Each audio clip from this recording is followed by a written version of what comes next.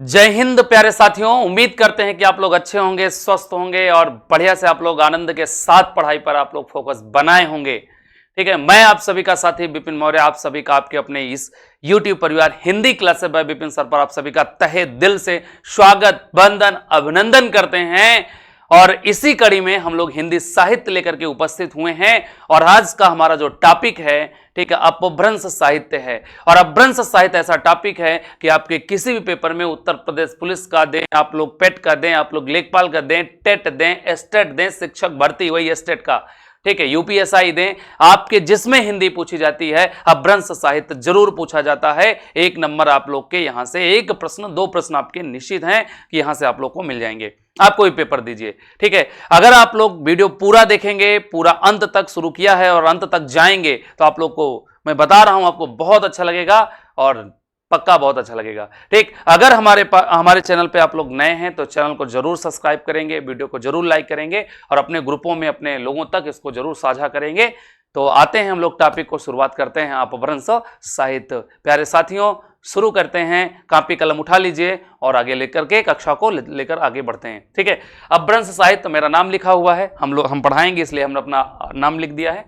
अपभ्रंश साहित्य की अगर हम बात करें, पहली बात एक चीज कि हमारे हिंदी का विकास, यहां से मैं लिख भी दे रहा हूं, ठीक है, हिंदी का विकास, ठीक है, हिंदी का विकास जो हुआ था, हिंदी का विकास अपभ्रंश से ही हुआ था, याद रखिएगा, अपभ्रंश से हुआ था। इसके अंतर्गत आपको एक लेखक को बहुत विधिवत ढंग से पढ़ना है, ठीक है, उनका नाम है स्वयंभू। ठीक है, आपको यहां से अगर स्वयंभू को आपने पढ़ लिया तो अपभ्रंश साहित्य आप लोग का खत्म हो जाएगा। ठीक है, आगे बात करें तो स्वयंभू, ठीक है, आठवीं, ठीक है, आठवीं सदी के आसपास, आठवीं सदी के आसपास और 1883, ठीक है, ये ईस्वी में है, 1883 ईस्वी में, ठीक है, के आसपास विद्यमान थे, ये के आसपास विद्यमान थे, ठीक है, के आसपास के हैं स्वयंभू। ठीक है, आठवीं सदी 883 ईस्वी के आसपास, यहां से आठवीं सती, सती का मतलब होता है सैकड़ा, है ना, 800 प्लस, सती का मतलब प्लस, जहां पे आपको सती दिखे वहां प्लस आप लोग लगा लीजिएगा। ठीक है, आगे हम बात करें तो स्वयंभू अपभ्रंश भाषा के, सुनते रहेंगे सभी लोग, ठीक है, अपभ्रंश भाषा के, अपभ्रंश भाषा के, ठीक है, प्रथम कवि, अपभ्रंश भाषा के प्रथम कवि माने जाते हैं, अपभ्रंश भाषा के प्रथम कवि माने जाते हैं। ठीक है, इनको डॉक्टर राम कुमार वर्मा ने, डॉक्टर राम कुमार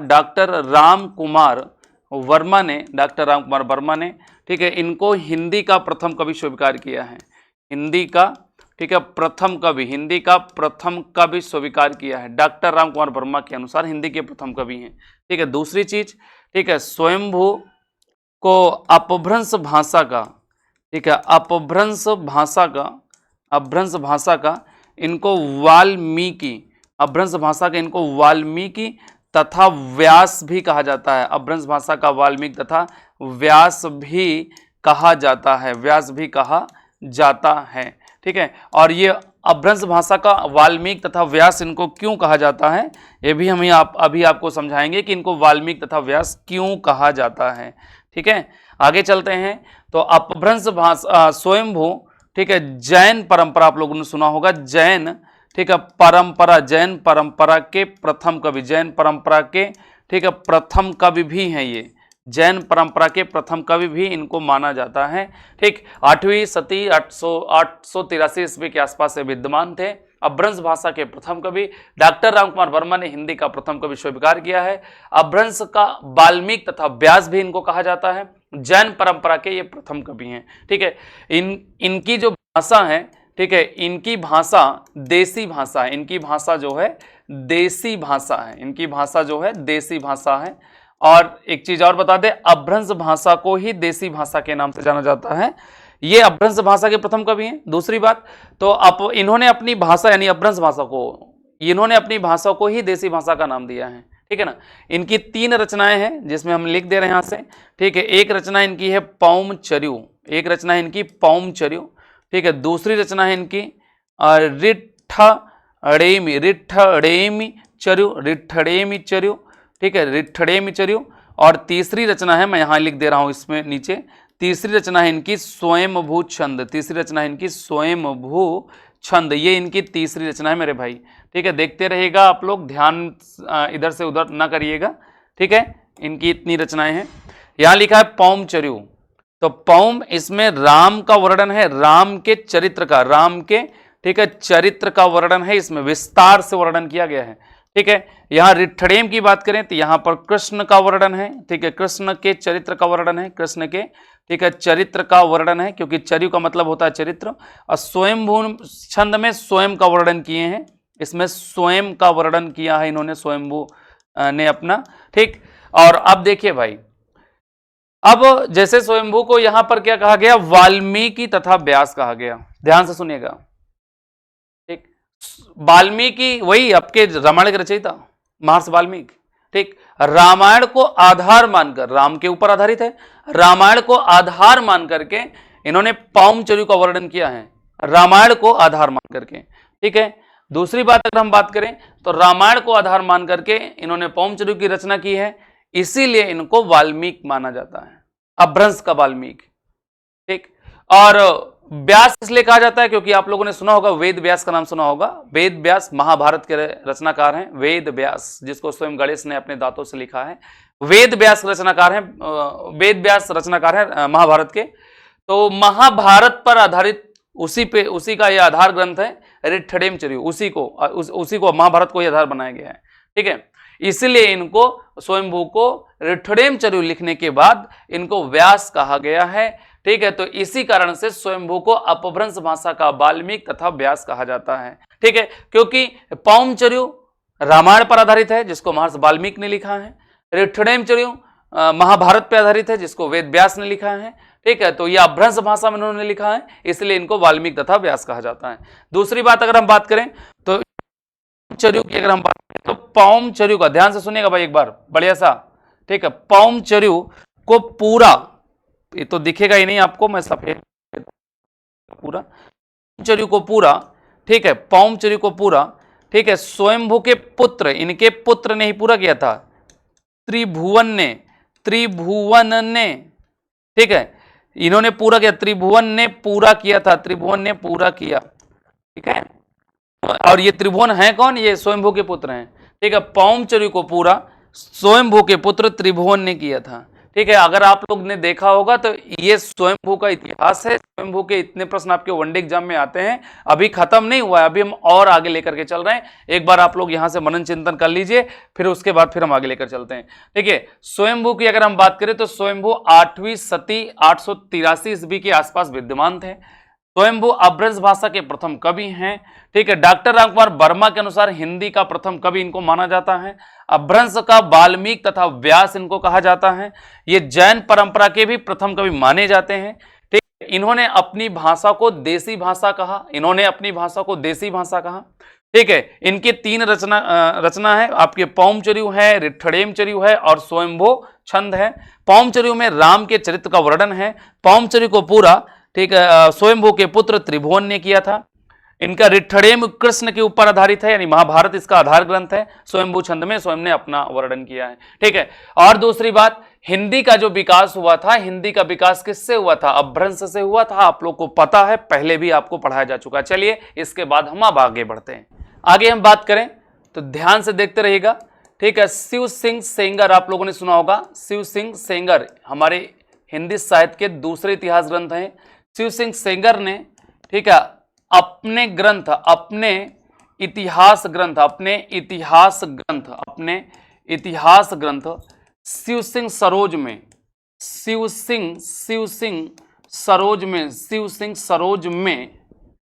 सरोज में ठीक है अपभ्रंश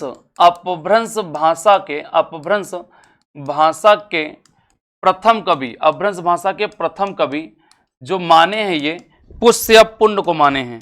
अपभ्रंश भाषा के प्रथम कवि किसे माना है, पुष्य पुंड को, ठीक है पुंड को माना इन्होंने, पुष्य पुंड को माना है। ठीक, शिव सिंह सेंगर ने अपने इतिहास ग्रंथ शिव सिंह सरोज में अपभ्रंश भाषा के प्रथम कवि किसे माना है, पुष्य पुंड को माना है। ठीक है, दूसरी बात अगर हम बात करें तो यही कौन, शिव सिंह सेंगर ने ही, ठीक है शिव सिंह सेंगर ने ही पुष्य पुंड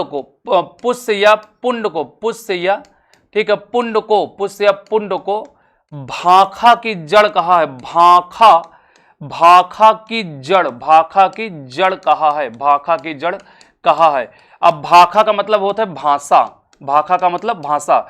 इन्होंने कहा है कि भाषा की जो शुरुआत हुई थी हिंदी भाषा की, उसकी ये जड़ है पुष्य पुंड। ठीक है, आगे हम बात करते हैं। तो एक आते हैं हमारे हजारी प्रसाद द्विवेदी, हजारी प्रसाद द्विवेदी, हजारी प्रसाद द्विवेदी। ठीक है, इनके आधार पर अपभ्रंश भाषा के, इनके आधार पर, ठीक है, अपभ्रंश भाषा के, अपभ्रंश भाषा के, ठीक है, सबसे प्रसिद्ध कवि, सबसे प्रसिद्ध कवि, अब सबसे प्रसिद्ध कवि, सबसे प्रसिद्ध कवि हैं पुष्यदंत, सबसे प्रसिद्ध कवि पुष्यदंत और या पुष्पदंत, पुष्पदंत या पुष्यदंत, दोनों नाम एक ही हैं, चाहे जो हम लोग लिख दें। ठीक है, हजारी प्रसाद द्विवेदी के अनुसार अपभ्रंश भाषा के सबसे प्रसिद्ध कवि हैं पुष्यदंत या पुष्पदंत।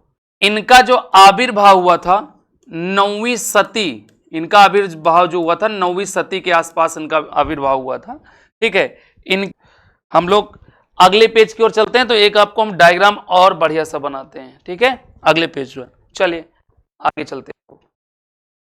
आगे हम बात करें तो हमारे जो पुष्यदंत हैं, ठीक है, पुष्यदंत हैं, आगे की अगर हम बात करें तो पुष्यदंत, सुनिएगा भाई, इनकी जो रचना है, इनकी रचना है, ठीक है, 63, ठीक है, 63 महापुरुष, 63 महापुरुष, 63 महापुरुष गुड़ा अलंकार, गुड़ा अलंकार इनकी रचना है ये, 63 महापुरुष गुड़ा अलंकार। इसमें 63 का मतलब होता है 63, इसका महापुरुष का मतलब होता है महापुरुष। पर अगर इसको तोड़ेंगे तो टूटेगा आपका गुड़ और प्लस क्या टूटेगा? अलंकार, गुड़ प्लस अलंकार। अब इसमें सरल सा भाषा में आप कह सकते हैं 63 महापुरुषों के गुण की सौंदर्यता का वर्णन है। अलंकार का मतलब क्या है? ठीक है, सौंदर्य। ठीक है, यहां पर जो वर्णन है 63 महापुरुषों के गुण की सुंदरता का वर्णन है इस रचना में। ठीक है, वर्तमान समय में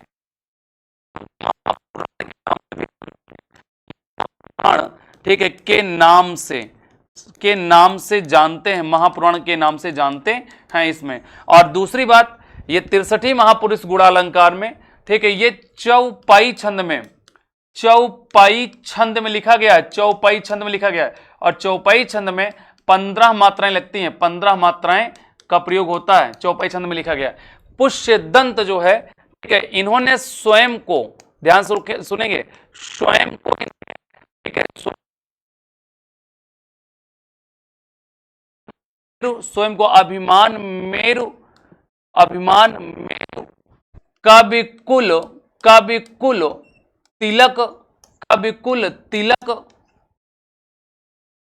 और काव्य रत्नाकर, काव्य रत्नाकर, काव्य रत्नाकर, ठीक, की उपाधि से, की उपाधि से, की उपाधि से विभूषित किया है, की उपाधि से विभूषित किया है, विभूषित किया है। ये आप लोग इसको भी देख लेंगे, मजेदार पॉइंट है इनका। इन्होंने स्वयं को अभिमान मेरु, कविकुल तिलक, काव्य रत्नाकर की उपाधि से विभूषित किया है। कौन किया है? पुष्यदंत ने किया है। ठीक है, इनकी रचना है 63 महापुरुष गुड़ा अलंकार, ये सबसे चर्चित रचना है। स्वयं को अभिमान मेरु, कविकुल तिलक, काव्य रत्नाकर की उपाधि से स्वयं को विभूषित किया है।